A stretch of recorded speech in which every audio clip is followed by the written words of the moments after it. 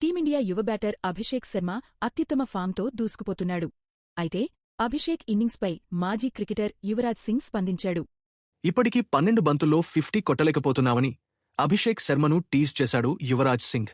టీ20లో యువరాజ్ తర్వాత భారత్ తరఫున Abhishek they fastest 50. ఈ క్రమంలో అభిషేక్ ఇన్నింగ్స్పై యువీ ట్వీట్ వేశాడు. ఇప్పటికీ తన రికార్డుగా ఉన్న 12 బంతుల్లో 50 రన్స్ రికార్డు బ్రేక్ చేయలేకపోతున్నావంటూ ఫన్నీగా టీజ్ చేశాడు.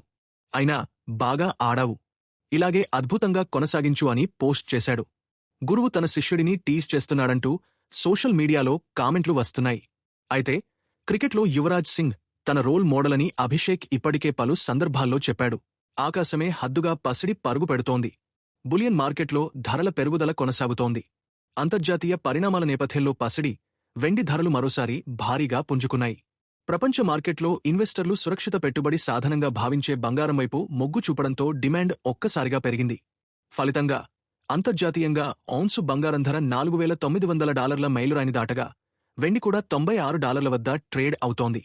ఈ ప్రభావం నేరుగా స్థానిక మార్కెట్లపై పడింది. హైదరాబాద్ బులియన్ మార్కెట్లో గురువారం అర్ధరాత్రి సమయానికి 10 గ్రాముల 24 క్యారెట్ల బంగారం ధర 1,60,000కు చేరుకుంది. వెండి కూడా అదే బాటలో పయనిస్తూ కిలో 3,26,000 వద్ద స్థిరపడింది. తాజా సమాచారం కోసం ఛానల్ని సబ్స్క్రైబ్ చేయండి.